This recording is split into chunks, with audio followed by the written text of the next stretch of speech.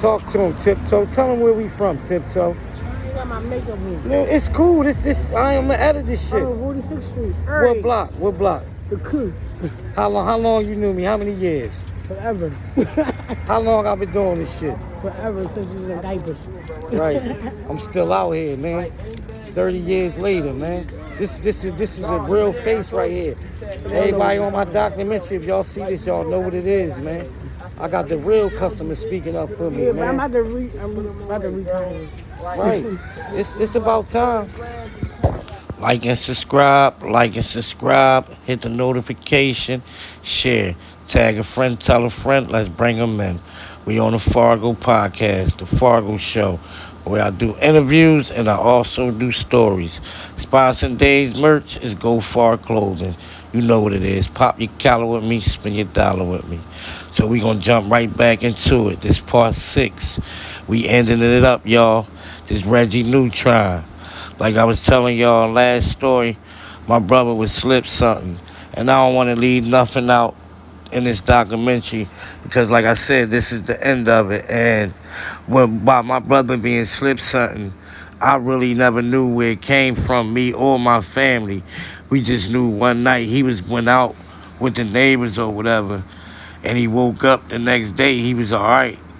But then later on that night, he wasn't the same. So I don't know when he went out, whatever, is it took time for the things to trigger in him or whatever, when it may be the first cigarette or L he smoked. But I just know from this night on, my brother was never ever the same. It was things that was happening that you couldn't even imagine. Like one incident when he had choked my mom out or whatever, and that was like one of the first incidents from being as though when he came home. Cause like I told y'all, the night that he snapped out, he was at DJ Amir crib or whatever, and Amir had called the security guards or whatever, and Reginald had got into a fight with the security guards or whatever. So when he came back in the neighborhood, we thought maybe that it was something that he was in concussion or whatever. But as time went on, and even when he was in the hospital, they was like it was something in his system, but they couldn't tell us. They couldn't tell my mom or my dad or whatever because he was grown. So we don't know what it was, but come to find out more and more as more incidents happen, it was wet or whatever. So whoever slipped it to him or whatever, I don't know what happened after that or whatever, but like I said, maybe he had a bad batch or whatever, but being as though everybody that knew Reg and hung around him, everybody, like all his friends, family, we never knew him to smoke wet or whatever. Dippers and none of that, so that was kind of strange or whatever, but like I said, he was hanging with a select of different people. You feel me? So maybe, they turned him on or whatever, or no, I don't think he would took it or never, so my theory is that he was slipped it. You feel me? And I also had an incident with him. I don't really want to get too deep in it or whatever, but it almost cost me. So the situation I almost got into with him, it almost cost me my life because Reg started stabbing himself in front of me. And me and him got into a tussle because I took the knife from him. And when I got the knife away from him, he jumped out my back window. And I ran outside, put the knife on the steps. So when the cops came, they couldn't find Reg. So they took me to the hospital because I cut my hand trying to, take the knife from him because he was cutting himself. So when the cops found him, he said, my brother stabbed me, get me to the hospital. But being as though Reg wasn't in the right state of mind, I know he didn't mean no tension by it. So, that was like one of the last incidents before, he lost his life or whatever. But I appreciate everybody for tapping into this story, this documentary on my brother.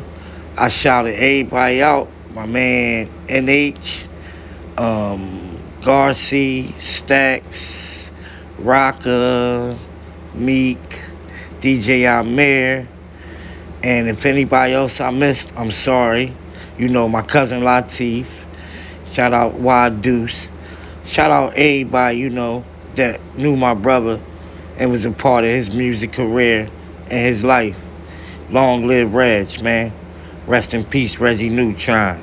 Let's get it, y'all. So the last thing we heard from Reg, once he got out the hospital or whatever, because once he hurt himself or whatever, and we was trying to tell the people at Episcopal to not let him out, that he needed help or whatever, but somehow Reg, convinced him that he was okay, and they let him out. But when they let him out, he had came to my apartment like nothing ever happened, and he ain't want to talk about it or whatever. So I just let it go or whatever. And after that, he was staying with my dad and my mom or whatever. But he had left one day and said that he was going to the program or whatever because he was trying to get help.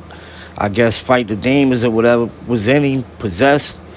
He was trying to fight it, but I guess that, it took over him. But the last thing he told my mom that he was going, to the program or whatever, but he never returned. And the last thing we found that I looked at the news, I seen my brother identified by his tattoos or whatever.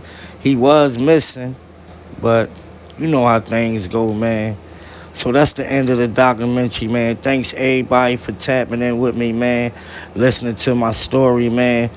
Hopefully everybody like and subscribe. Subscribe to the channel, hit the bell so y'all can see when I'm posting content or whatever. Pop your collar with me, spend $1 with me, man. Long live Reg. Let's get it, y'all.